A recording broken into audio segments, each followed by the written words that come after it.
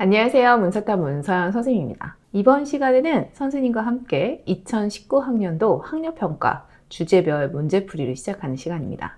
개념편이기 때문에 표본적 문제는 여기서 다루지 않아요. 여기는 0단원부터 시작해서 5단원까지의 내용, 이거와 관련된 문제풀이입니다. 그런데 강의 자체는 두 강으로 나눠져 있어요. 0단원, 1단원까지가 아마 문제풀이의 1에 해당하는 부분일 거고 2단원, 3단원, 4단원, 5단원 같은 경우 한꺼번에 묶어서 문제풀이 2 영상으로 올라갈 겁니다. 자, 이제 시작해 볼까요? 0단원, 사용나 현상 바라보는 관점입니다. 애기들, 0단원 시작하기 전에 선생님이랑 이 전 영상에서 사회문화 처음부터 끝까지 한 번에 정리하기 그 내용 했던 거 기억나시죠? 어떤 주제인지, 그리고 그 주제가 시험 문제에서 딱 보여준다면 어떤 내용을 묻는 것인지 애기들 생각하고 문제 푸셔야 됩니다. 자, 이제 1번부터 풀이 들어갑니다. 자, 1번입니다. 다음은 가나에 대한 설명으로 옳은 것은? 이라고 하는 순간 애기들 너무 예쁘게 계층 이론 그리고 계급 이론 묻는 문제잖아. 가부터 봅니다. 사회 계층화는 생산수단의 소유 여부에 의해서 결정된다. 단 하나의 이유. 우리는 그래서 이걸 일원론이라고 부르잖아. 그지? 단 하나의 이유. 생산수단의 소유 여부, 단 하나의 이유에 의해 사회 계층화 현상이 나누어진다 라고 이야기하는 것. 이것은 그렇죠. 계급 이론입니다. 생산수단의 소유 여부가 사회 계층화에 미치는 영향을 부정할 수는 없어요 라고 이야기를 해. 이건 뭐냐면 당연히 생산수단의 소유 여부, 계층화 현상에 영향을 끼치지, 경제적인 측면에. 하지만 이런 경제적인 측면엔 나머지 것들도 있어. 기술, 신용, 재산 뭐 이런 것처럼. 그리고 나머지 사회, 그리고 이런 정치적인 부분들도 계층화 현상을 영향을 끼친다라고 이야기한다면 얘는 계층 이론입니다. 1번부터 보자. 계급 이론이 사회 계층 구조 내에서 개인의 수직 이동이 자유롭다? 아니죠. 왜냐면 얘는 있는 자가 없는 자를 억압하고 착취하는 이 구조는 아주 강력해서 이 수직 이동 자체가 되게 극히 제한적으로 일어난다고 보거든. 그러니 1번 답이 될 수 없습니다. 2번 보자. 나는 경제적인 측면의 계층이 사회적, 정치적 측면의 계층을 결정한다? 안 돼, 안 돼. 얘는 경제이든 사회이든 정치이든 각각 어떻다? 그렇지. 독립적이라고 봅니다. 서로 영향을 끼치지 않아. 무슨 말인지 알겠죠?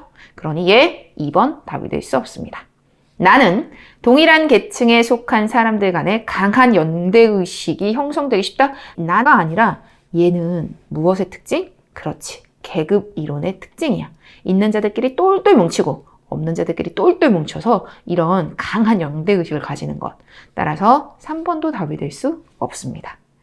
4번, 가와 달리 나는 다원론에 기초하는 거 맞죠? 얘는 일원론이라고 그랬잖아. 하나의 이유. 그 하나의 이유가 뭐다? 그렇지. 생산수단의 소유 여부. 하지만 얘는 여러 가지의 이유를 가지고 있지. 그래서 얘를 다양한 원리가 계층화 현상에 영향을 끼쳐요 라고 했었을 때 계층 이론은 이렇게 다원론, 그리고 계급 이론은 일원론이라고 말할 수 있다. 따라서 4번이 답이 됩니다. 자, 이제 5번입니다. 나와 달리 가는 지위 불일치 현상, 애기야. 지위 불일치 현상을 설명하는 데 적합한 건 계층 이론이지. 그러니 5번도 답이 될 수 없습니다. 2번, 여기에서도 계층화 현상을 설명하는 이론 이렇게 물어보고 있어. 시험 문제가 난 너에게 이걸 물어볼 거라고 라고 이야기를 하고 있습니다. 물론 아주 친절하게 계급론, 계층론 이렇게도 주어졌습니다. 우선 A, B 확인해보자. A, B는 모두 사회 계층화 현상에 경제적인 요인이 작용한다고 본다. 당연하죠. 둘 다 모두야. 그런데 A는 생산수단의 소유 여부만이 단 하나의 이유. 또 이런 론 나오네. 그지? 그렇다면 A는 무엇이? 그렇지. 계급 이론입니다. B는 생산수단뿐만이 아니라 기술이나 자격, 유무 등 경제적인 요인으로 제시한다. 또한 B는 경제적인 요인 외에도 사회, 정치적인 요인까지도 계층화 현상에 적용해요 라고 이야기하는 B, 계층 이론입니다.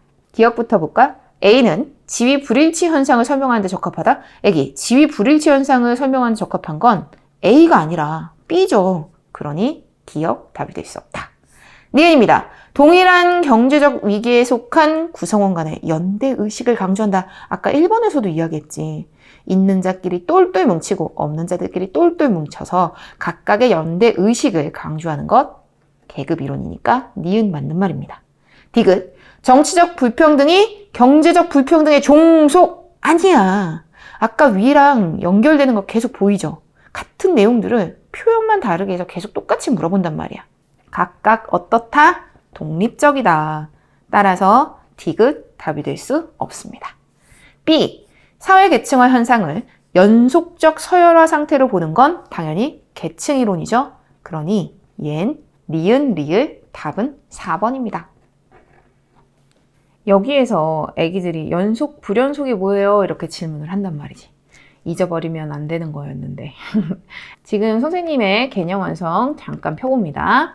이 교재 보면 애기 얘가 있는 자, 없는 자, 생산수단의 소유 여부로 이렇게 갈려지고 이렇게 딱 이분법적 구조로 나눠지는 거 계급 이론이지. 이거 연속적이야? 불연속적이야? 그렇지. 얘 불연속입니다. 있으면 있는 자. 생산수단이 없으면 없는 자. 딱 이렇게 나눠지거든. 하지만 얘는 서열화되어 있다 그래. 1, 2, 3, 4, 5, 6, 7, 8, 9, 10. 잘 사는, 그리고 못 사는. 그리고 권력이 많은, 권력이 적은. 이런 식으로 연속적 서열화, 그라데이션. 보이시죠? 이렇게 불평등, 계층화 현상이 서열화되어 있다. 그리고 연속적이다라고 이야기하면 계층이론. 불연속적이에요. 이분법적 구조예요. 라고 이야기하면 계급이론 떠올리셔야 됩니다. 자, 그리고 3번입니다. 너무 친절하게 또 사회 불평등 현상을 설명하는 이론이라고 이야기했죠. 또 계급론, 계층론 이야기하고 시작한다. 여기 똑같이 또 나왔어, 여기. 연속적 서열화의 예라고 대답하면 뭐였어? 얘 계층론. 그리고 아니요 라고 대답하면 그렇죠. A는 계급론입니다. 그럼 자보자. A는 B와 달리 불평등 현상을 이분법적으로 파악한다라면 맞는 거지? 있는 자, 없는 자, 중간은 없어요. 딱 두 가지로만 구분되잖아. B는 A와 달리 동일 위계에 속한 구성원들 사이의 연대의식, 애기. 연대의식 너무 잘 나오지 않니? 지금 연속해서 3번 나오고 있습니다. 이 이야기는 뭐냐면 작년 2019 학년도 학력평가에 3월, 4월, 7월 연속적으로 이 문제가 출제된 거야. 연대의식 강조하는 건 네, 얘는 계급이론이야. 그러니 계층이론이 계급이론과 달리라는 말 해당될 수 없습니다. 위계를 구분할 때 경제적 요인을 고려하는가는 얘는 둘 다 예라고 해야 돼. 그러니까 가에 들어갈 수 있죠. 오케이, 디귿 답입니다. 답은 2번 나왔어. 자, 리을입니다. 나에는 현대사회에서 나타나는 지위 불일치 현상을 설명하기가 용이한 거. 여기 지위 불일치 현상 설명하기 용이한 거 뭐지? 네, 얘는 계층론입니다. 따라서 계층론이 예해야 되는 건데 그러니 리을 답이 되지 않습니다. 기억과 디귿 답은 2번. 그리고 4번입니다. 4번 또한 계급이론, 계층이론 중에 하나야 라고 해서 문제에서 아예 난 너희에게 이런 걸 묻고 있어 라고 던져주고 시작하죠. 지위 불일치 현상을 설명하는 데 적합하다라고 하는 A는 계층론이겠지? 오케이. B는 당연히 계급이론 됩니다. 자, 여기서 되게 중요한 거. 애기들이 이거 몇 번이라고 했나요? 3번이라고 한 사람. 또는 애기 5번이라고 한 사람. 이 문제에 작년에 기출로 출제되어서 엄청 애기들을 많이 현혹했던 문제였습니다. 답은 3번이었어. 왜냐? 얘 디귿이 아니었거든. 선생님 왜요? 이거 사회적 희소가치, 차등 분배, 계층화 현상, 희소가치 나오면 이거 계급 아니에요? 이렇게 얘기하는 학생들이 되게 많았던 문제였습니다. 우선 기억부터는 확인해 봅니다. A는 사회 계층 간 관계를 대립관계로 본다라고 이야기를 하면 애기, 계층론이 대립관계가 아니지. 대립관계는 뭐지? 계급론이지. 있는 자가 없는 자를 억압하고 착취하는 구조. 생산수단을 가진 자, 갖지 못한 자로 나뉜 다음에. 그러니 기억, 답이 될 수 없습니다. 계층론, 다원론 맞고요. 그리고 계급론, 일원론 맞으니까 니은 맞아요. 경제적인 요인이 사회 계층화 현상에 미치는 영향을 인정하는 건 둘 다 오오라고 할 테니까 리을도 맞는 말입니다. 중요한 건 바로 얘였어. 사회적 희소가치의 차등 분배로 인해 사회 계층화 현상이 나타난다고 본다 말이지. 이건 둘 다야. 그래서 나에 들어가야 돼. 왠지 선생님이 이야기해 봅니다. 우리가 지금 다루고 있는 이 주제가 뭐지? 그렇지. 사회 불평등 현상을 설명하는 이론입니다. 여기에서 계급론, 계층론이 있는 거지. 사회 불평등 현상이 뭔데? 바로 얘야. 사회적인 희소 가치를 누군가는 많이 가지고 누군가는 적게 가진 차등 분배. 그것이 계층화 현상이 나타났지. 계층화 현상은 나타나 있고 그것을 설명할 때 두 개로 나뉘는 거지. 그러니 디귿, 이 표현은 사회 계층화 현상, 사회 불평등 현상을 설명하는 내용입니다. 그러니 요런 계층화 현상 나타나는 이유 요런 거네 라고 한다면 둘 다여야 되는 거야. 이건 모든 교과서에서도 그리고 모든 개념서에서도 그리고 EBS에서도 사회 불평등 현상의 의미, 사회 계층화 현상의 의미라는 부분에서 다 표현된 내용들이야. 그런데 이걸 이렇게 직접적으로 물어본 적이 없다 보니까 작년에 5번이라고 골라서 틀린 애기들이 되게 많았던 문제입니다. 애기 이거 꼭 유념해 둬야 됩니다. 그러면 이렇게 애기들이 헷갈렸고 어려웠던 선지들은 어떻게 정리한다? 뜨등! 세이프 엑셀표 같은 경우 선생님이 학습 자료실에 프린트 다운받을 수 있게끔 업로드 해놨어요. 그래서 애기들 이거 정리하시면 됩니다. 자, 선생님 세이프 엑셀표 노트야. 그러면 이렇게 펴놓고 얘를 적는 거야. 어떻게 적지? 이렇게 출처 2019 10월 3번. 주제는 뭐지? 사회 불평등 현상 이론. 이렇게만 해도 애기들은 이해할 수 있을 테니까, 그지?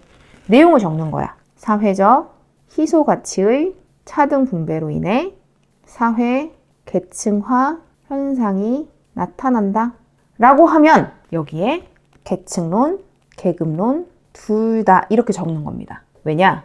이 내용 자체가 사회 계층화 현상에 대한 의미인 거니까. 이런 식으로 가리면 또 문제가 되죠? 이렇게 정리할 수 있습니다. 오케이? 비단 학력평가 문제뿐만이 아니라 아기가 풀었던 모든 문제들, 그런 문제들에서 어려운 것들을 이런 식으로 정리하시면 됩니다. 이제는 선생님이 엑셀표 어떻게 사용하는지도 보여줬으니까 이건 이제 더 이상 이야기하지 않을 거예요. 두 번째 주제, 일탈 이론입니다. 애기들, 일탈 이론 하는 순간 애기들 머릿속에 몇 가지가 떠올라야 된다? 그렇지, 5가지. 디르켐의 아노미, 무규범의 아노미를 얘기합니다. 그리고 머튼의 아노미, 목적과 수단의 괴리 아노미겠죠? 이렇게 2가지가 떠오르고, 그 다음 또 하나는, 그렇지, 차교론, 그리고 낙인 이론, 그리고 갈등 이론, 이렇게 떠올리셔야 합니다. 그리고 각각의 공통점 그리고 차이점 구분하셔야 됩니다. 자, 이제 1번부터 시작.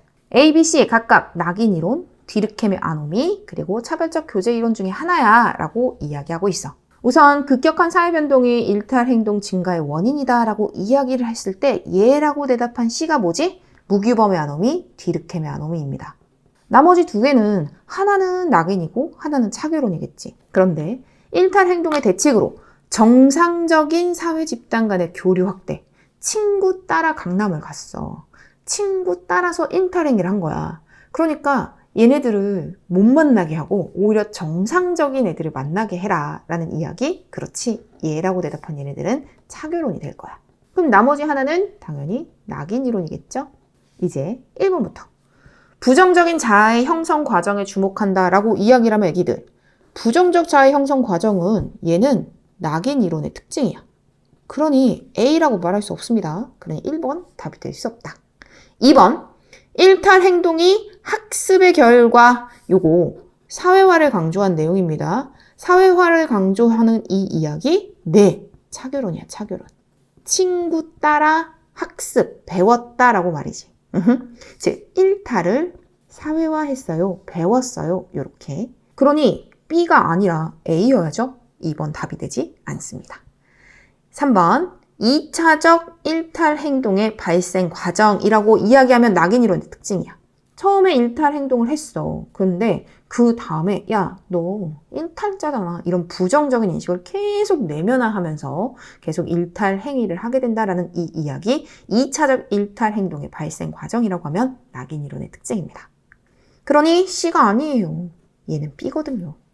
4번, A와 달리 B는 이라고 이야기를 했는데 애기야, 사회 구조적 관점에서 일탈 행동을 설명하는 건 얘는 C야, C. 즉, 구조적인 측면을 강조하는 건 일탈 이론에서 아노미와 갈등 이론이 있어. 그러니 아노미 두 개 중에 하나거나 아니면 갈등 이론이어야 되는데 왜 A와 달리 B 낙인 이론이라고 말할 수 없는 거야. 그러니 4번도 답이 되지 않습니다. 답은 5번입니다. 그러면 왜 5번인지 확인해보자. B와 달리 C는 이라고 이야기했어. 뒤르케미 아노미. 얘 무규범의 아노미야. 뒤르케미 아노미는 규범이 없어서 문제야. 그지?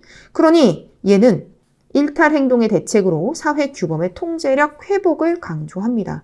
규범이 없어서 일탈이 발생을 하는 거니까 규범을 더욱더 강화시켜야 돼 라고 이야기하는 거죠. 2번입니다. 얘 일탈이론, 각각 낙인이론, 아노미, 차별적 교제 이론 중에 하나래. 우선 첫 번째 질문 확인해보자. 일탈 행동을 규정하는 객관적 기준이 존재하는가 라고 이야기를 하면 얘는 뭐지?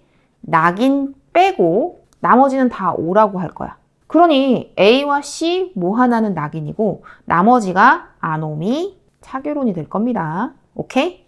자, 이제 두 번째. 타인과의 상호작용 과정을 중심으로 일탈 행동을 설명하는가 라고 이야기를 했었을 때 얘를 구분할 수 없대. 그렇다고 한다면 얘는 낙인과 차교론입니다. 왜냐면 낙인에서도 차교론에서도 모두 타인과의 상호작용 과정에서 일탈 행동을 발생한다라고 보고 있거든. 그런데 여기에서도 C가 겹치고 여기서도 C가 겹치네. 그러면 C 뭐여야 돼? 네, 얘 하나는 낙인이어야 된다면 이 C가 낙인이어야 됩니다. 따라서 C가 낙인이요. 그런데 B 요 형태에서 나머지 하나는 차교론. 그렇다면 A는 자연스럽게 아노미가 되겠죠? 오케이. 이제 1번부터 확인해 봅니다. 2차적 일탈 발생 과정을 설명하는데 초점을 둔다? 애기, 2차적 일탈 발생 과정, 얘 낙인 이론에서 강조하는 거야. 그러니 A라고 말할 수 없다. 불평등한 사회 구조와 그로 인한 사회 집단 간의 갈등을 일탈 행동의 원인으로 보는 건 여기에도 다 해당되지 않아. 왜? 얘는 뭐니까? 그렇지, 갈등 이론이거든. 3번, C는 일탈 행동 자체보다 사회적 반응에 주목합니다. 그렇지, 낙인 이론의 특징이죠. 그러니 답 3번입니다. 나머지 4, 5번 왜 틀렸는지 확인해 봅니다. A는 B와 달리 일탈 집단과 교류함으로써 친구 따라 강남 가서 일탈 행동 배워온 거야. 학습해온 거야. 그럼 얘는 차교론이잖아. 근데 A라고 말할 수 없지요. 5번, C는 A와 달리 무규범 상태에서 일탈 행동이 발생한다라고 이야기하면 얘는 뒤르케미 아노미야. 규범이 없어서 문제가 발생했어요 라고 이야기하는 것. 그러니 여기에선 낙인이 아니라 A라고 이야기합니다. 여기 A는 선생님이 이제 이야기를 할 때 아노미 같은 경우는 무규범의 아노미 그리고 목적과 수단의 괴리 아노미를 굳이 구분하지 않고 아노미로 지금 이렇게처럼 나오는 경우가 있어요. 이것도 뭐 그냥 아노미면 이렇게 매칭만 시켜주면 되기 때문에 어렵진 않습니다. 자, 이제 3번입니다. 얜 낙인 이론, 아노미, 차별적 교제 이론 중에 하나예요 라고 또 이야기를 하고 있어. 가부터 볼까요? 다른 사람들에게 일탈 행위자로 규정받게 되면 이게 부정적 인식이잖아. 이런 부정적 인식을 받게 되면 그렇게 자기의 정체성을 형성을 시키면서 일탈자가 되어간다라고 이야기하는 거 낙인 이론. 오케이. 일탈은 사회화의 결과이다. 일탈자나 일탈 집단과 어울리면서 일탈 행동뿐만이 아니라 그 행동의 정당화하려는 가치까지 내면하면서 애기들 혹시 1번 문제 기억나시나요? 요거 사회화 강조하는 거 뭐였지? 그렇지, 차교론입니다. 그러니 얘 다는 나머지 하나네, 아노미입니다. 일탈은 사회 구성원들이 추구하는 문화적인 목표를 달성하기 위한 제도적 수단이 제대로 갖추어지지 않았을 때라고 이야기하는 거. 아노미 중에서도 머튼의 아노미, 즉 목적과 수단의 괴리 아노미지. 얘 1번부터 봅니다. 가는 최초의 일탈이 반복적 일탈로 이어지는 과정이라고 이야기를 했다라면 네, 얘 2차 일탈 강조하는 거지. 그러면 낙인 이론이잖아. 그러니 답은 1번입니다. 2, 3, 4, 5는 왜 틀렸는지 확인해보자. 일탈 행동에 대한 대책으로 사회 규범의 통제력 강화를요 라고 이야기를 하면 얘는 무규범의 아노미, 뒤르켐의 아노미야. 그러니 2번 해당되지 않습니다. 근데 애기, 요거 바로 옆에 보이니까 선생님이 이야기하는 건데 계속 반복되는 거 느껴지죠? 이렇듯 한 번만 제대로 정리하면 시험 문제 어렵지 않게 답 고를 수 있습니다. 자, 3번. 지배 집단의 이익을 위해 만들어진 사회제도가 일탈 행동의 근본, 원인, 있는 자에게 유리한 사회 구조 강조하는 거 갈등 이론이죠. 그러니 이건 가나다 어디에도 해당되지 않아. 4번. 다는 나와 달리 타인과의 상호작용이 일탈 발생 과정에 미치는 영향력을 강조한다, 중시한다 라고 이야기를 합니다. 아니, 얘 타인과의 상호작용, 일탈 발생 과정의 영향력을 강조하는 건 얘는 무엇과 무엇? 차교론, 그리고 낙인이론의 공통점입니다. 이거는 꼭 머릿속에 정리해 두셔야 합니다. 5번, 가와 다는 나와 달리 사회의 지배적인 가치를 사회화하지 못한 사람이, 이거 사회화 나왔다고 차교론하면 미워할 겁니다. 자, 봐봐. 차교론의 사회화는 일탈을 배워오는 사회야. 나쁜 짓을 배운 거야. 근데 이건 사회의 지배적인 가치라고 했었을 때 이 사회가 유지되기 위해서 필요한 가치들이야. 즉, 제대로 된 가치를 배우지 않아서 문제라고 이야기하는 거지. 규범을 제대로 배우지 못한 거야. 이 경우 무규범의 아노미라고 볼 수 있어. 디르켐의 아노미이기 때문에 지금 이 문제에서는 그 어디에서도 해당되지 않습니다. 자, 이제 4번입니다. 급격한 사회변동으로 인해 기존 규범이 약화되고 새로운 규범이 정립되지 않을 때 규범이 없어서 문제야. 디르켐의 아노미겠죠? 무규범의 아노미라고 할 수 있다. 2번. 일탈 행동을 호의적으로 평가하는 사람들을 자주 만나서 담배 피는 친구를 만났더니 너 쿨하다. 나도 그렇게 하고 싶어. 라고 하면서 일탈을 배워온 거야. 학습한 거야. 배워온 거야. 얘 차별적 교제 이론입니다. 차교론이라고 쓸게요. 어쩌다 일탈 행동을 저지른 사람의 이건 1차적 일탈은 어떻게 발생할 수 있어. 근데 그 주변에서 계속 부정적 평가로 인해서 재차, 2차 일탈이 계속해서 발생하는 그 과정에 주목하는 건 그렇죠. 낙인 이론입니다. 자, 이제 1번부터 보자. 가는 일탈 행동을 사회 구조적 모순. 애기야, 사회의 구조적 모순이면 갈등 이론입니다. 그러니 여긴 가나다 어디에도 해당되지 않아. 1번 답이 될 수 없다. 2번입니다. 차별적 제재. 애기, 설마 이거 차별론이라고 생각하는 거 아니죠? 이 차별적 제재라고 이야기하는 건 선생님의 교재 기억나시죠?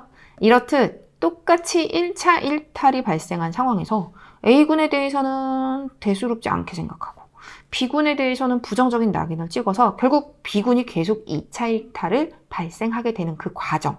이게 차별적 제재란 말이야.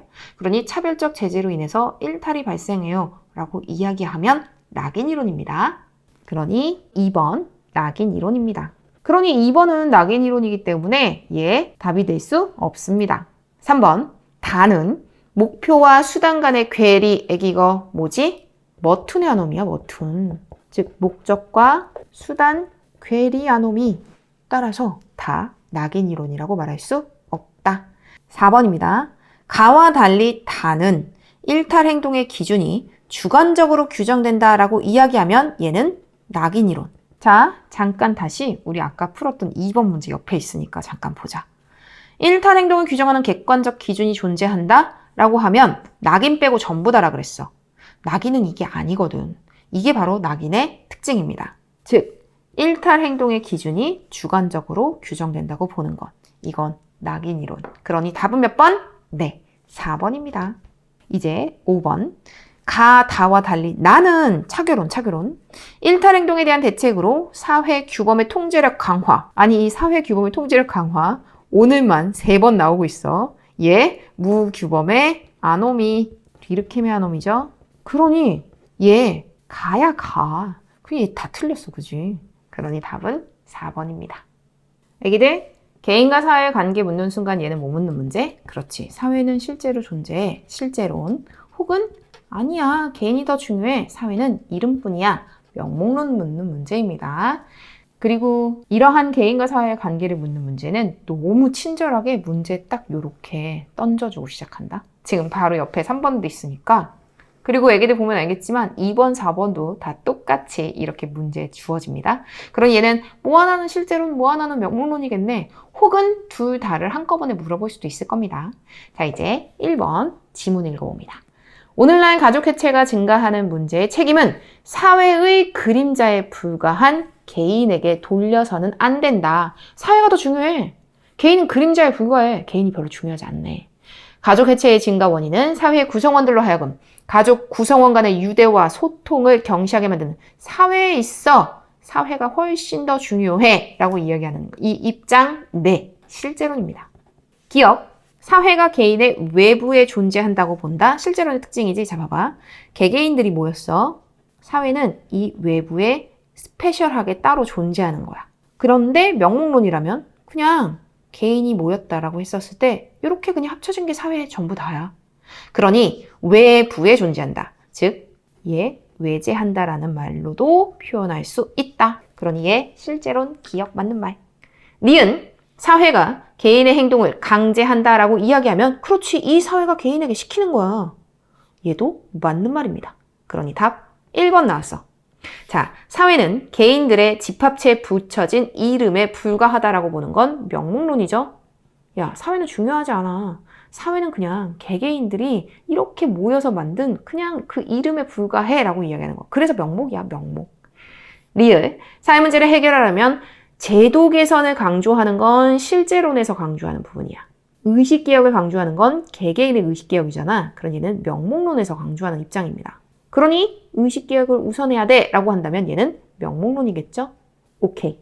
그러니 답 1번. 2번입니다. 다음 글에 나타난 개인과 사회 관계 또 똑같죠. 실제로는 명목론이 되니까. 사회적 사실이란 개인에게 구속력을 행사하는 행위 양식과 사고 양식 등을 의미하는 것이다 라고 이야기를 해. 개인의 의지와 독립적으로 가능하대.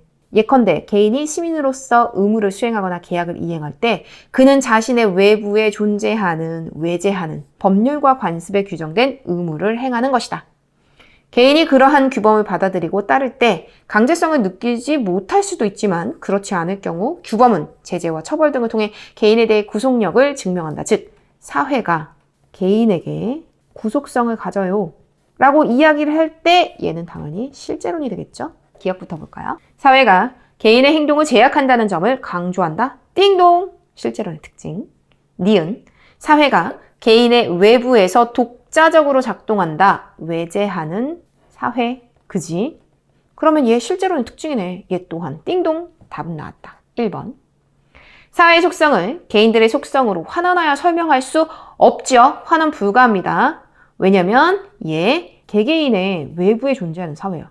아니 이걸 개인으로 돌리면 아니 이 사회 어떻게? 얘 어디 갔어? 얘 어떻게 환원시켜? 그럼 얘는 환원 불가다. 실제로는 개인의 속성으로 환원 불가. 사회를 실체가 없는 허구적 개념에 불과해 이름뿐이야 라고 하는 이 입장, 명목론의 입장입니다. 그러니 답 1번입니다. 1번. 3번 문제입니다. 저는 1인 가구 증가가 전적으로 장기적 저성장 경제 구조 때문이에요. 여기 구조를 강조하는 것. 이거는 그렇지. 사회, 실제론. 그럼 얘는 반대겠지? 아니에요. 이건 구조적인 역량이 아니라 개인의 가치관, 의식 얘 때문이에요 라고 이야기하면 명목론 입장입니다. 1번. 갑의 관점은 개인의 행위가 사회에 의해서 규정된다 라고 보는 건 실제론이니까 1번 답이다. 그지? 얘 실제론이잖아. 자, 2번 봅니다. 사회가 개인의 외부에 실제로 존재한다. 여기 잠깐 1번으로 가보자. 계속 겹치는 거 느껴지죠? 얘는 의례 관점이 아니라 갑, 실제론이겠지? 3번. 갑의 관점은 의례 관점과 달리 개인의 이익이 사회 전체의 이익보다 우선한다? 개인이 더 소중해. 사회보다 개인이 더 중요하다라는 이 입장, 명목론입니다. 그러니 갑이 아니라 을이야, 을. 그지? 4번. 의례 관점은 갑의 관점과 달리 개인이 사회 속에서만 존재 의미를 갖는다. 사회가 훨씬 더 중요해. 라고 이야기하는 이 입장은 당연히 실제론이겠죠? 그러니 4번도 답이 되지 않습니다. 5번. 갑을의 관점 모두 사회를 개인들의 속성으로 환원시켜 설명할 수 있다. 애기들, 사회를 개인들의 속성으로 환원시킬 수 있어라고 하는 이 입장은 명목론이야. 왜냐면 명목론은 개개인들이 합쳐진 게 그냥 사회일 뿐이거든. 사회가 따로 존재하는 게 아니야. 이걸 이렇게 뜯어서 개인으로 환원시킬 수 있어. 그런데 거기에 비해서 실제론 이렇게 개개인들이 모인 다음에 바깥에 스페셜한 사회가 따로 존재하는 거야. 외제하는 사회. 아니 이걸 어떻게 다시 개인으로 돌려? 얘는 불가합니다. 즉 사회의 실제론에선 개인으로 환원 불가. 이해하셨죠? 그러니 답은 1번. 4번 또 똑같이 개인과 사회의 관계를 바라보는 관점입니다. 신입사원은 시간이 지남에 따라 회사의 기존 제도와 문화에 동화되기가 마련이야. 회사의 특성이 사원의 특성을 결정하기 때문이야. 회사, 이 사회 구조를 강조하는 거 실제론이겠죠? 오케이. 기업. 개인의 자유의지는 허구적 개념에 불과합니다. 그렇지. 사회가 훨씬 더 중요해. 개인이 자기가 의지대로 움직인다고 생각했지만 사회의 영향을 받아서 움직이는 거거든. 그러니 기업, 맞는 말. 사회의 속성은 개개인의 속성으로 환원될 수 없습니다. 이거 연거퍼서 2번, 3번, 그리고 4번에 또 나오는 거 확인하실 수 있겠죠? 예, 니은도 맞는 말입니다. 답은 또 나왔네. 뭐야, 연속해서 1번 4개입니다. 자, 디귿, 리을 왜 틀렸는지 확인해 봅니다. 개개인의 이익의 총합은 사회 전체의 이익과 같다라는 건 명목론의 특징이야. 왜냐? 명목론 이렇게 그릴 수 있잖아. 개개인을 합쳤더니 사회가 되었을 땐 그냥 이렇게 붙어 있는 거야. 얘의 총합은 사회랑 똑같아. 얘 명목론. 리을. 개개인의 의식 변화를 강조하는 게 뭐지? 얘 명목론의 특징입니다. 그러니 실제론과 맞지 않죠? 자, 이제 다음 주제로 넘어갑니다. 사회문화 현상을 바라보는 관점 하는 순간 애기들 머릿속엔 거시, 그리고 미시. 거시는 또다시 기능, 갈등론, 미시는 상징적 상호작용론 떠올리셔야 합니다. 오케이? 자, 이제 1번부터 시작합니다. 사회문화 현상을 바라보는 관점. 언어 습득 과정에서 인간은 언어의 뜻만이 아니라 그 언어가 가리키는 행동의 의미를 배우게 돼. 예를 들어 부모로부터 안 돼라는 말을 들었을 때 아이는 부모가 굳이 설명해주지 않아도 안 돼라는 말이 사용되는 상황에서 자신이 저지른 특정 행동에 다른 사람들의 비난을 받는 행동이라는 것을 스스로 깨닫게 되는 것. 이렇게 인간은 능동적인 해석 과정을 통해서 사회 규범을 마음속으로 받아들이는 거야. 규범 자체가 따로 존재하는 것이 아니라 그 상황의 의미, 이런 것들에 대한 파악, 규범을 따로 객관적으로 존재하는 것으로 보는 것이 아니라 상황의 의미 파악으로 생각하는 것. 상상론이죠. 1번부터 확인해 봅니다. 사회 규범은 지배 집단에 의해서 규정된 것. 얘 갈등론이야. 그러니 얘 답이 될 수 없습니다. 2번. 사회는 본질적으로 조화와 균형을 이루고 있다라고 보는 건 기능론, 사회 안정과 통합을 강조해요. 사회 집단은 갈등, 필연적으로 발생해 갈등론이죠. 개인은 타인과의 상호작용을 통해 자아가 형성되어 얘가 상상론이잖아. 어떤 규범이 객관적으로 존재하는 것이 아니라 이것처럼 특정 상황에 대해서 상호작용하면서 이렇게 자아를 형성하고 사회생활을 하게 된다는 것. 답은 4번 상상론입니다. 5번 개인보다 사회 체계에 대한 이해가 우선돼야 된다. 얘 거시적 관점이야. 기능론, 갈등론이죠. 그러니 얘는 미시에 해당하는 상상론과 매칭되지 않습니다. 2번 문제입니다. 종교를 바라보는 관점이라고 이야기를 하고 있어. 종교는 사람들에게 마음의 평화와 삶의 안정을 제공한다.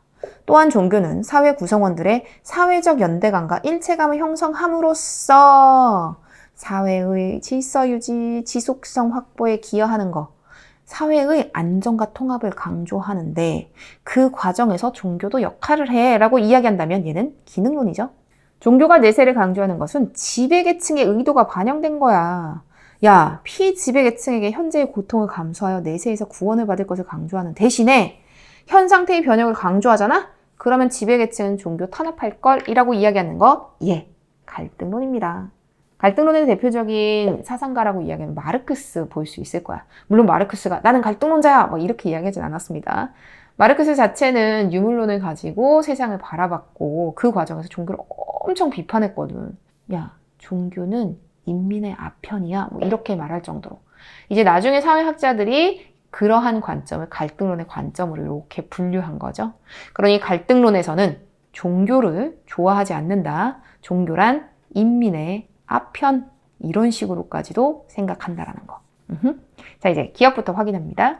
기억. 종교가 사회 통합에 기여합니다. 띵동. 기능론에서 강조하는 거잖아. 기억 맞는 말.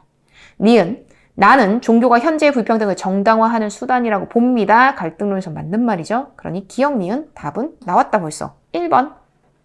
자, 이제 디귿, 리을 왜 틀렸는지 확인해보자. 사회 유기체설의 입장에서라고 하면 얘 기능론이야. 기능론. 기억나시죠? 여기 나 기능양 맨날 불러와.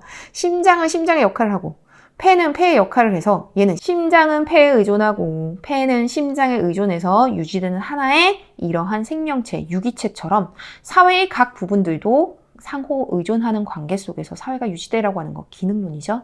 그러니 가와 달리 나라고 말할 수 없다. 리을, 사회적 측면이 아닌 개인적 측면에서라고 이야기하는데 아니, 사회적 측면, 즉 거시적 측면, 기능 갈등 둘 다야. 따라서 달리라는 말 쓸 수 없습니다. 3번 문제입니다. 사회문화 현상을 바라보는 가불의 관점에 대한 설명으로 옳은 것은 소득 격차에 대해서 이야기해봐요 라고 이야기를 하고 있어. 소득 격차, 단순한 노동을 제공하는 사람보다 고부가가치를 창출하는 사람에게 더 많은 보상을 주는 거 당연한 거예요 라고 이야기하는 거. 개인의 능력에 따라, 개인의 기여도에 따라 사회의 이러한 보상이 이루어지는 것, 이러니 성취 동기를 자극시키는 것, 좋아하는 것, 기능론. 을의 입장입니다. 소득 격차는 고소득에 접근할 수 있는 기회가 개인의 능력 및 노력과 상관없이 기득권층에만 있는 거잖아. 야, 부모 잘 만나서 그런 거잖아 라고 이야기하는 것. 예, 갈등론이죠. 1번, 갑의 관점은 사회 규범이 지배 집단의 합의? 여기 지배 집단의 합의에 의해서 사회가 움직인다라고 하면 얘는 갈등론이야. 그러니 갑이 아니라 을이겠죠. 상황에 대한 개인의 주관적인 의미 부여를 강조하는 건 또 옆에 있으니까 애기야 이거 바로 상상론이잖아. 그러니 갑을 어디에도 해당되지 않습니다. 3번, 갑의 관점은 을의 관점과 달리 희소 가치를 둘러싼 집단 간 이해관계의 대립. 이 이해관계는 이익과 손해관계야. 있는 자가 없는 자를 억압하고 착취하는 그 구조. 애기, 얜 갈등론. 4번, 을의 관점은 갑의 관점과 달리 사회 구성 요소 간의 상호 의존적 관계를 통해 질서와 안정을 강조한다? 애기, 상호 의존적 관계를 통해 질서와 안정을 강조하는 건 뭐지? 그렇지, 기능론입니다. 나 기능량 기억나시죠? 심장은 폐에 의존하고 폐는 심장에 의존하고 머리카락 이렇게, 그리고 머리카락은 또 심장에 의존하고, 이렇듯 각 사회 구성 요소들 간의 상호 의존성을 강조하는 건 기능론. 5번입니다. 각 을의 관점 모두 사회 구조에 대한 분석을 통해서 사회 현상을 설명하고자 한다. 얘 거시적 관점이야. 그러니 얘는 기능론, 갈등론 모두에 해당됩니다. 답은 5번입니다. 4번의 이야기입니다. 표는 가나 다를 활용하여 사회문화 현상을 바라보는 관점 ABC. 근데 너무 친절하게 기능, 갈등, 상징적 상호작용론이라고 주어지고 시작했습니다. 우선 A가 기능론이라면 기억에서 얘가 기능론이래. 가에는 거시적 관점에 해당하는가? 아니, 들어갈 수 없어. 왜냐면 거시적 관점이라면 기능, 갈등이 네 라고 이야기해야 되거든. 근데 얘 기능만 얘라고 대답한 거잖아. 그러니 기억 답이 될 수 없습니다. 니은입니다. B가 갈등론이라면 니은에서 B가 갈등이라면 나 기득권층의 이익을 대변하는 논리로 사용된다는 비판을 받는가? 애기야, 이런 비판을 받는다에 네 라고 대답할 이것은 기능론이야. 그러니 갈등론이 얘라고 대답할 수가 없어. 어머, 벌써 답은 나왔습니다. 3번이네요. 디귿리을은 왜 맞는지 확인해 봅니다. 가가 집단 간의 갈등을 사회 발전의 원동력으로 보는가에 얘라고 대답한 얘는 갈등이겠죠? 얘, 디귿에 대한 이야기입니다.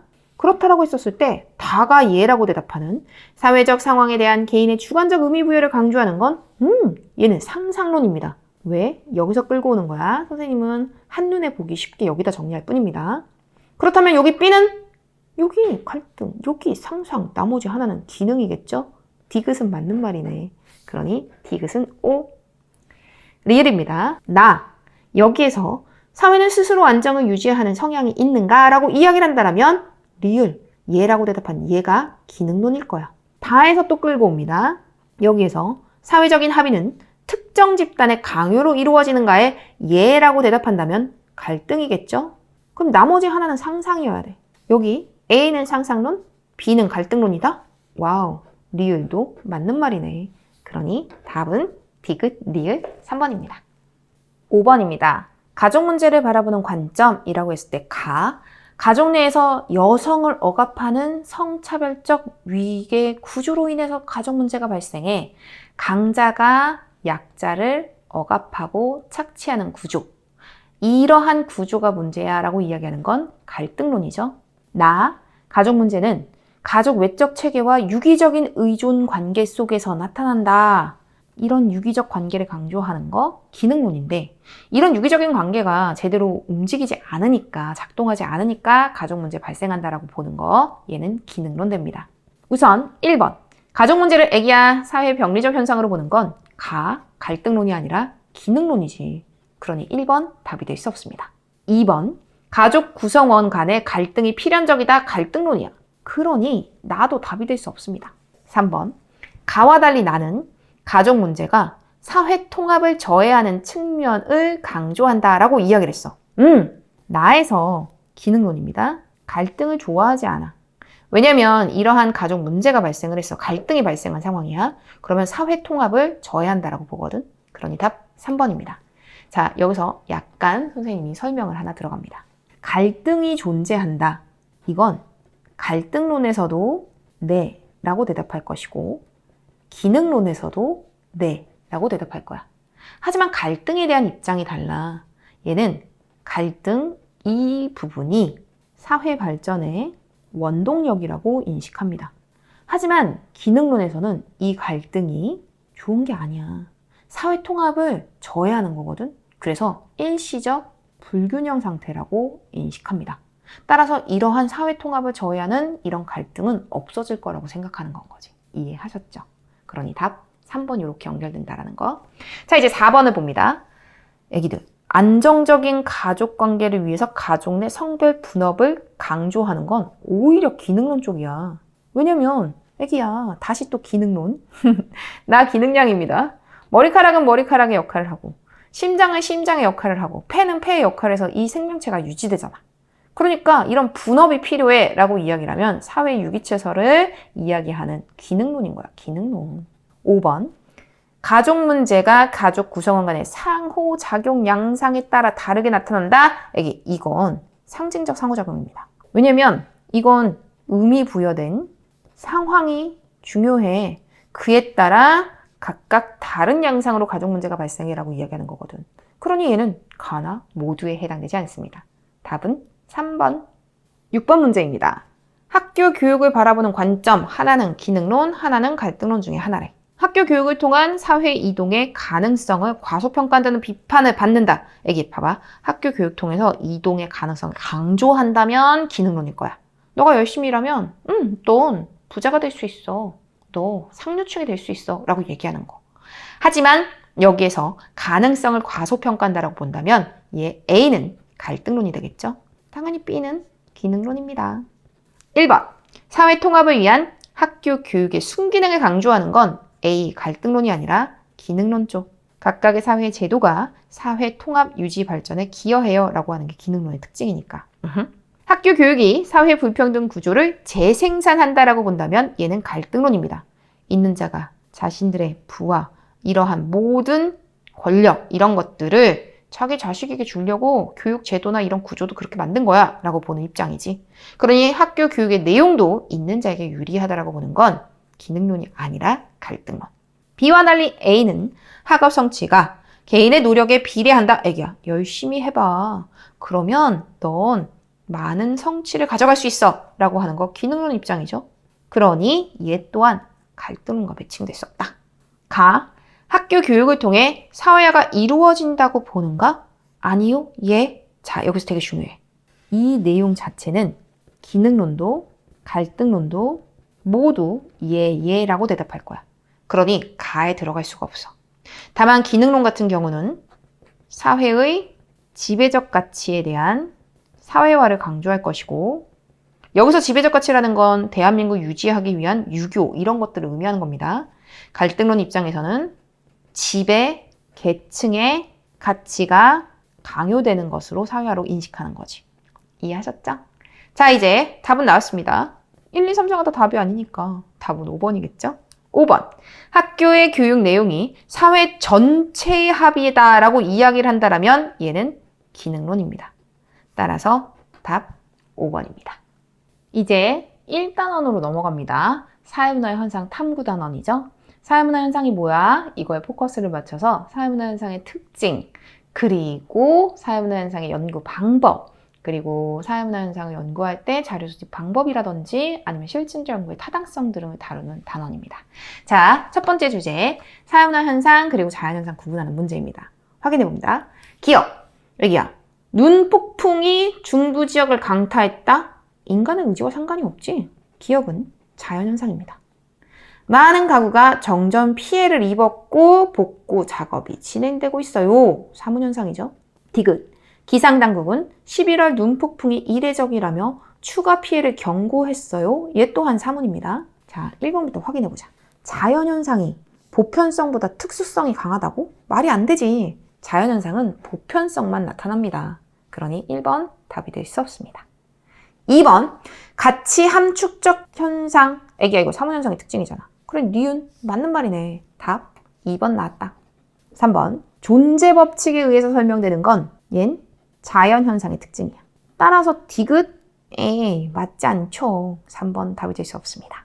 애기야, 인과관계가 명확한 건 뭐야? 얜 자연현상의 특징이야. 그러니 기억과 같은 현상과 달리 니은이? 라고 말할 수 없죠. 기억인데 4번도 답이 되지 않습니다. 애기들 또 확률의 원리에 의해서 설명되는 건 얜 사문현상입니다. 근데 둘 다 사문인데 무슨 달리라는 말을 쓸 수 있어. 5번도 답이 되지 않습니다. 2번 문제입니다. 기억 뭐였어, 애기들? 그렇지. 초미세먼지는 사람의 폐포까지 깊숙이 침투한다. 얘는 자연현상이죠. 인간의 의지와 상관이 없잖아. 얘 분진용 특수 마스크를 착용하세요 라고 이야기하는 거 사문현상이죠. 그러니 기억, 자연현상이 이해하고 사문이 아니요 할 내용. 그리고 나 같은 경우는 사문이 이해하고 자연현상이 아니요 이야기할 내용. 자, 이제 1번부터 확인해 봅니다. 가치 함축적 현상인가에 예라고 대답하는 건 사문이어야 돼. 그러니 나이어야 합니다. 확률의 원리도 사문이어야 돼. 그러니 얘는 나여야 됩니다. 여기 사문이 예라고 대답할 질문은 나니까. 보편성과 특수성이 공존한다도 네, 사문현상의 특징이니까 나여야죠. 당위법칙 사문현상이 예라고 대답할 내용이야. 나이 들어가는 거 맞네. 답 4번입니다. 이제 5번. 동일 조건하에 항상 동일한 결과가 발생하는가에 예라고 대답하는 건 자연현상이야. 이거 중력의 법칙 생각하면 됩니다. 내가 사과를 혹은 내가 펜을 떨어뜨렸어. 애기야, 나 또 떨어뜨릴 거야?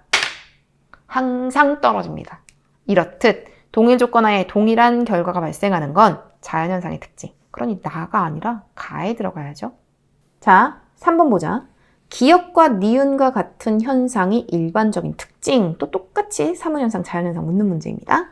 기존의 생태 환경으로 되돌리는 역간척 사업이 진행되고 있어요. 얜 사문현상이네.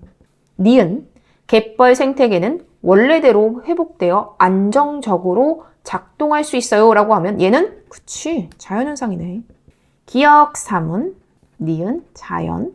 확인해 봅니다. 1번 가, 존재 법칙의 지배를 받는가? 애기야, 존재 법칙의 지배를 받는 거 yes라고 대답하는 건 자연이잖아. 그러니 들어갈 수 없어요. 여기에 들어가야지. 여기에 예라고 대답하는. 2번 경험적 자료를 통해서 탐구할 수 있는가는 애기야, 얘는 사문현상, 자연현상 모두에 해당하는 거라고 그랬어. 경험적 자료라고 이야기하는 것, 얘는 통계적 자료 그리고 수치적 자료처럼 경험적 검증이 가능한 자료야. 얘는 사문현상, 자연현상 모두에 사용될 수 있기 때문에 얘 가에 들어갈 수 없다. 인간의 가치와 의지가 배제된다. 여기에 yes라고 대답하는 건 자연현상이어야 돼. 그러니 3번도 맞지 않네. 확실성의 원리가 적용되는가에 yes라고 대답한다면 자연이겠죠? 이제 맞는 거 나왔다. 답은 4번입니다. 5번 개연성을 통해서 설명할 수 있는가? 사문현상의 특징이죠. yes라고 대답하는 거. 얘는 사문이 yes인데 개연성이라는 건 확률성과 좀 비슷해. 확률성이라고 이야기하는 거랑 왜 비슷하냐면 얘는 좀 인과관계의 느낌이 좀 있습니다. 확률이라는 건 뭐 A가 발생할 확률 이런 건데 얘는 A와 B가 연결될 확률 이런 식으로 생각하면 됩니다. 예를 들어서 부모의 소득에 따라 자녀의 대학 진학률은 유의미한 연관을 가질 것이다. 그렇다면 부모의 소득과 자녀의 대입 진학률 개연성을 가져요 라고 표현할 수 있는 거거든. 개연성 무엇인지 아시겠죠? 오케이. 4번 기억부터 확인해 봅니다. 플라스틱 사용 줄이기 운동? 이거 인간의 의지가 반영된 사문현상이네. 모기 유충이 흡수한 미세 플라스틱이 결국 사람에게까지 유입될 수 있다는 사실을 발견하였다? 인간의 의지가 또 반영된 사문이네. 더워지는 날씨에 모기가 증가한다? 자연현상이겠죠? 이때 1번부터 확인해 봅니다. 당위법칙은 사문현상의 특징이야. 근데 기역도, 니은도 모두 사문이야. 그러니 달리라는 말 쓸 수 없습니다. 니은 현상과 달리 디귿과 같은 현상은 자연이 특수성이라고? 아니요. 특수성, 사문현상의 특징입니다. 그러니 얘 2번 답이 될 수 없습니다.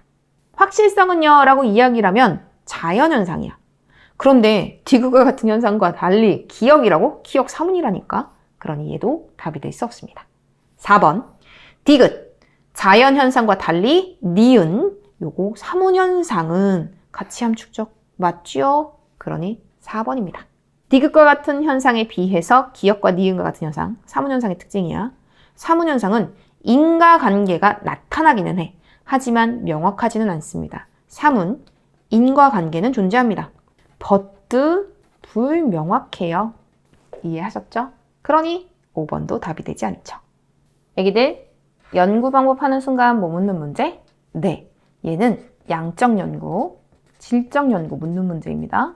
양적 연구, 질적 연구, 실증적 연구, 해석적 연구라고도 할 수 있어요. 평가원에서는 이런 연구 방법을 독립적으로 출제하지 않지만 학력평가에서는 이런 식으로 연구 방법 하고 물어본단 말이야. 그런 얘기들 머릿속에 정리해 두셔야 됩니다. 특히 내신이라면 이 문제를 독립적으로 출제하는 건 100%니까 얘 구분해 두셔야 됩니다. 자, 이제 지문 한번 읽어봅니다.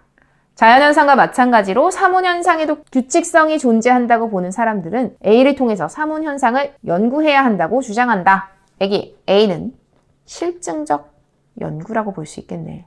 목적 자체가 뭔데? 사문현상의 규칙 발견. 자연현상을 연구하는 방법과 사문현상을 연구하는 방법이 같아야 돼 라고 이야기하는 방법론적 이론론을 얘기하죠. 그런데 나머지 하나 B라면 당연히 해석적 연구겠죠. 이 해석적 연구의 목적은 사문현상의 이면에 있는 의미 파악, 심층적으로 사문현상을 파악하고자 합니다. 사문현상은 행위의 주체에 의해서 의미가 부여되기 때문에 규칙성 같지 않아요. 이를 통해서 사회문화 현상 연구해야 된다. 해석적 연구. 자, 이제 기억부터 확인합니다. 연구자의 감정, 이익적 이해를 강조하는 건 실증적 연구가 아니라 해석적 연구의 특징이야. 직관적 통찰, 이런 거 특히 강조하거든. 사문현상의 이면을 파악하기 위해선 이런 통찰이 중요하니까. 니은입니다. 통계 분석을 위해서 계량화된 자료, 애기야. 수치화, 계량화, 규칙 발견. B가 아니라 네, A, 즉 실증적 연구가 강조하는 바입니다. 답은 이미 나왔네. 5번. 디귿은 왜 맞는지 확인해 봅니다. 연구 대상자의 의도 및 행위의 동기를 심층적으로 이해하는 데 적합하다. B. 해석적 연구. 딱 나왔지? 그러니 디귿 5입니다. 리을입니다. 변인과의 관계 규명을 통한 법칙 발견. 여기 이거 실증적 연구의 목적이 사문현상의 규칙 발견이잖아. 그러니 리을 맞는 말입니다. 답은 5번. 2번. 다음 글에 나타난 사문현상 연구 방법이니까 또 똑같이 하나는 양적 연구, 하나는 질적 연구인데 여기에선 하나를 물어보니까 둘 중에 무엇인지 찾으면 됩니다. 사문화 현상의 행위 주체인 사람은 자신에게 가해지는 사회의 영향을 나름대로 해석하고 의미를 부여해 행동한다. 사회문화 현상의 연구는 행위자의 의식에 내재되어 있는 지식, 가치관, 문화, 행위자 자신이 부여하는 주관적인 의미를 밝히래. 이런 것들 질적 연구에서 강조하는 부분이죠. 자, 이제 기억부터 확인해 봅니다. 인간 행위 이면에 담긴 의미 파악 중시 질적 연구 띵동. 연구자의 직관적 통찰 강조합니다. 감정 이입적 이해 강조합니다. 띵동. 자, 경험적 자료의 분석, 법칙 발견. 아까도 이야기했듯이 얘는 실증적 연구, 양적 연구란 말이야. 그러니 디귿 답이 될 수 없습니다. 방법론적 일원론. 이거 뭐지? 자연현상을 연구하는 방법과 사문현상을 연구하는 방법이 같다라고 보는 거야. 방법론적 일원론. 자연현상처럼 법칙 발견하려고 하는 거 실증적 연구잖아. 그러니 얘는 해당될 수 없습니다. 질적 연구는 사회문화 현상의 연구 방법은 자연현상과 달라야 돼라고 이야기하는 방법론적 이원론을 따릅니다. 오케이? 그래서 답은 1번입니다. 실증적 연구의 타당성이 이 1단원에서 가장 중요한 파트라고 볼 수 있습니다. 선생님과 일지사문 개념 완성할 때에도 선생님 엄청 강조했던 부분입니다. 자, 이제 시작해봅니다.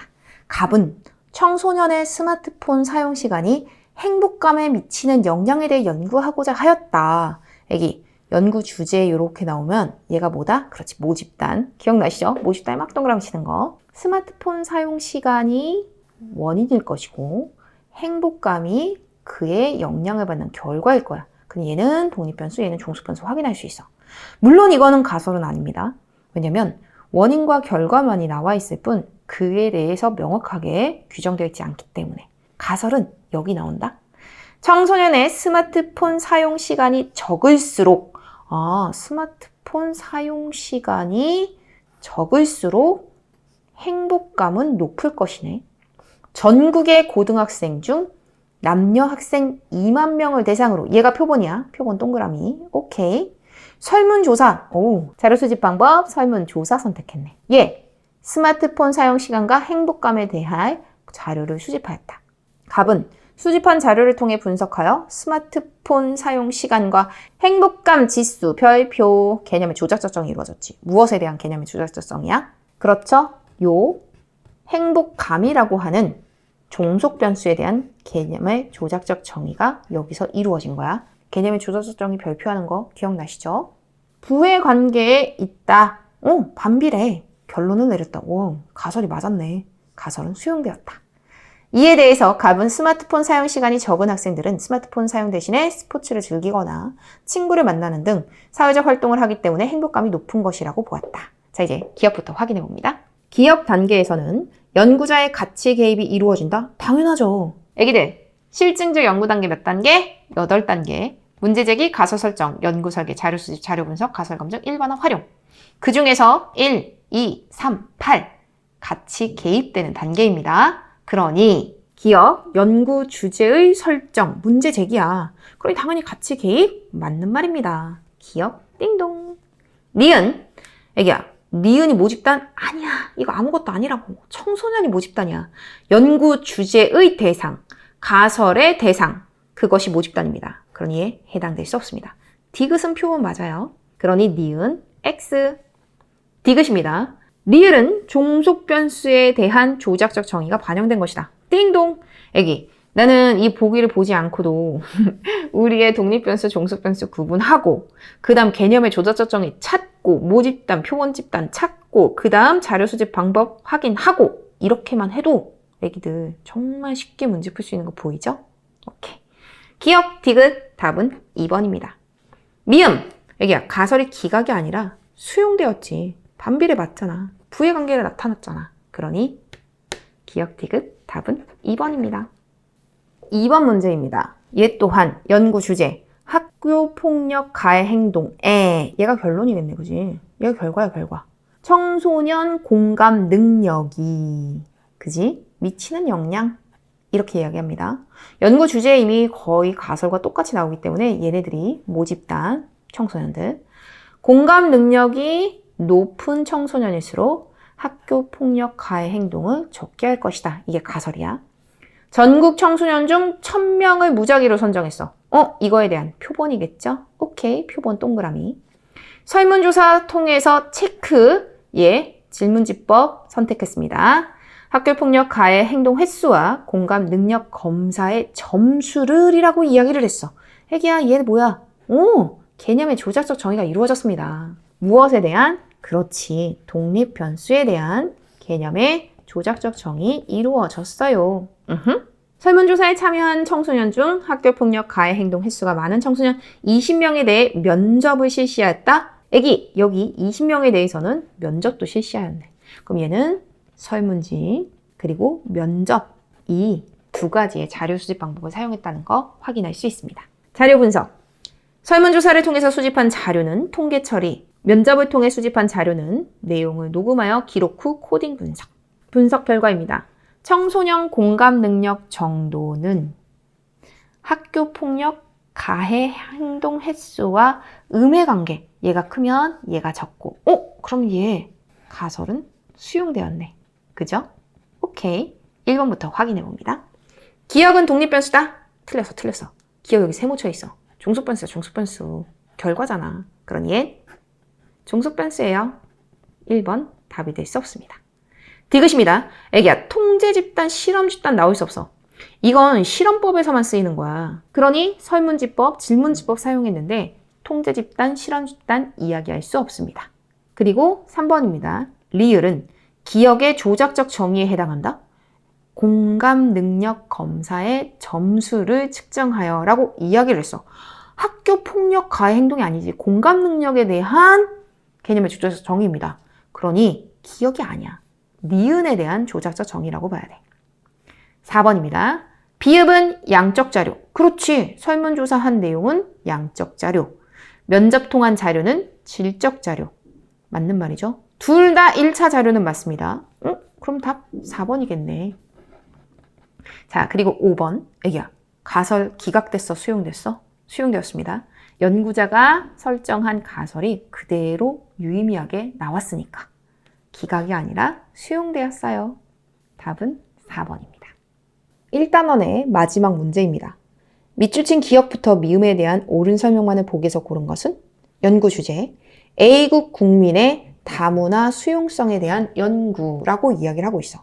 가설을 2개를 설정했어. 국외 거주 경험이 있는 국민이 요거 그렇지 않은 국민보다 다문화 수용성이 높을 것이다. 즉, 국외 거주 경험에 따른 다문화 수용성.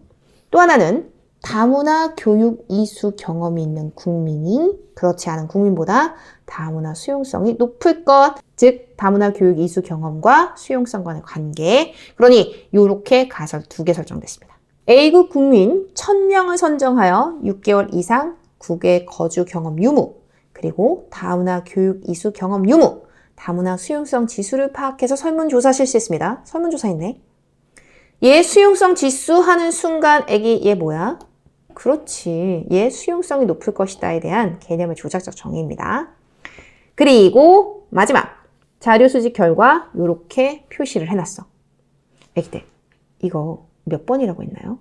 2번이라고 한 사람 또는 5번이라고 한 사람. 이게 작년에 출제돼서 엄청 애기들이 많이 틀렸던 문제입니다. 답은 2번이었습니다. 왜 리을은 아니에요, 선생님? 미음에 따르면 가설 1, 2 모두 있음이 더 많고 이쪽도 더 많은데 말이죠. 우선 선생님과 기억부터 확인해 봅니다.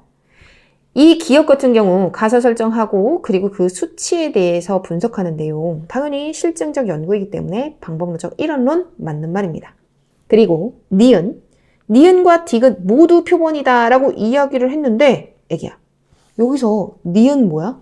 국외 경험 있는 국민. 그 다음 디귿은 그렇지 않은 국민. 애기야 이건 연구 주제의 대상입니다. 실제 연구를 진행함에 있어서 그 질문지를 받는 표본이 아니야. 표본은 이 1000명이 표본이야. 그러니 얘 답이 될 수 없습니다. 디귿입니다. 리을은 조작적 정의를 반영한 설문조사 맞는 말이죠? 이거 뭐라 그랬지? 수용성이 높을 것이다. 이 수용성 지수라는 이 형태로 개념의 조작적 정의했잖아. 그지? 자 이제 제일 중요한 리을입니다. 아니 미음에 따르면 가설 1, 2는 왜 모두 수용된다? 왜 안 되나요? 우선 가설 2는 수용될 수 있습니다. 왜냐면 가설 2 같은 경우는 뭐지? 다문화 교육 이수 경험 수용성 높은 거. 그러면 요 개념이야. 요렇게 이수 경험이 있는 애들 그리고 없는 애들. 여기에 평균을 내야 돼. 즉 다문화 교육 이수 경험 있는 애들의 평균은 몇 점에서 몇 점 사이일까? 지금 국의 경험을 모르잖아, 지금 이렇게를. 그지 않아? 그러면 여기가 몇 명인지 여기가 몇 명인지 몰라. 얘네의 숫자가 같을 뿐. 그지? 있는 애들과 없는 애들. 물론 여기에서 다문화 교육 이수 경험이 있는 사람과 없는 사람의 수는 같다라고 했기 때문에 있는 애들은 500명, 없는 애들은 500명일 거야. 왜냐면 1000명을 대상으로 이렇게 조사를 했으니까. 그런데 여기 국외 거주 경험이 있는 애들, 이 500명 중에 몇 명인지 알아볼라? 몰라. 그러니 다문화 교육 이수 경험이 있는 경우는 평균은 60점부터 얼마인지 모르지만 X라고 치면 얘는 70.4입니다. 이해하셨죠? 국외 거주 경험이 없는 애들이 많아. 그러면 60점 쪽에 가까울 것이고 국외 거주 경험이 있는 애들이 많아. 그러면 70점 쪽에 가까울 것입니다. 어쨌든 이 평균 점수는 60에서 74일 거야. 그렇다라고 했었을 때 이 경험이 없는 애들은 마찬가지의 방식으로 40점에서 50점 사이일 겁니다. 오케이? 여기야. 어떤 경우에든 X값은 Y값보다 클 수밖에 없어. 즉, 다문화 교육의 이수 경험이 있는 애들이 없는 애들보다 많을 수밖에 없다는 거야. 이 내용 이해하셨죠? 그런데 가설 1은 어떨까? 국외 거주 경험이 있는 애들. 요 형태로 봐야 됩니다. 요렇게, 그리고 요렇게. 이때 국외 거주 경험이 있는 애들도 평균을 낼 수 있습니다. 몇 점에서 몇 점 사이일까? 그렇지. 50점에서 70점 사이입니다. 얘를 A라고 놓고 본다면 얘는 70. 왜냐? 여기 숫자가 합쳐서 500, 합쳐서 500일 뿐 요 칸이 몇 명인지 모르잖아. 만약에 이 국외 거주 경험이 있는 애들 중에서 다문화 교육 이수 경험이 없는 애들이 훨씬 더 많아. 그럼 50점 쪽에 가깝고 아니야 있는 애들이 더 많아. 라고 하면 70점 쪽에 가깝게 되는 거죠. 이젠 국외 거주 경험이 없는 애들을 따져보자. 그럼 얘는 몇 점에서 몇 점 사이일까? 네, 마찬가지의 방식으로 40점에서 B값이라고 쳐보자. 60점 사이가 됩니다. 여기 50에서 70 사이고 여기는 40에서 60 사이야. 만약에 B가 59 그리고 A가 51 이러면 B가 더 크게 될 것이고 만약에 A가 69 그리고 B가 41 이러면 A가 더 크게 됩니다. 따라서 이건 알 수 없다야. 그러니 이 가설 1은 수용된다고 말할 수 없다야. 이해하셨나요? 비율 전체 비율이라고 하는 표분석의 풀이 유형이 적용된 이 부분이라고도 할 수 있어. 이 문제 정말 어려웠던 문제입니다. 무려 오답률이 84.23%라고. 이게 오답률이었어. 정답률 자체가 20% 밑으로 내려간다는 건 찍어도 틀렸다라는 거거든. 왜냐면 찍으면 최소 20은 나와야 되거든. 그만큼 학생들이 어렵게 문제를 풀었던 문제이기도 합니다. 문제 유형 자체가 기역, 디귿, 더군다나 리을을 넣었을 때 기역, 디귿, 리을까지 되기 때문에 이거를 고른 학생들이 한 65% 정도 됐었거든. 그래서 이 문제에 비율 전체 비율처럼 평균 점수 나왔을 때 이렇게 수치가 명확하게 주어지지 않은 경우 평균 점수가 나오는 때 이런 식으로 구분될 수 있기 때문에 애기들 표분석처럼 유형으로 하나 정리해두는 것도 나쁘지 않을 겁니다. 지금까지 선생님과 함께 2019학년도 학력평가 3월, 4월, 7월, 10월의 주제별 모음 문제집에서 0단원, 1단원을 마무리 지었습니다. 다음 시간에는 2, 3, 4, 5단원 정리하는 시간 가져봅니다. 다음에 또 만나요. 안녕!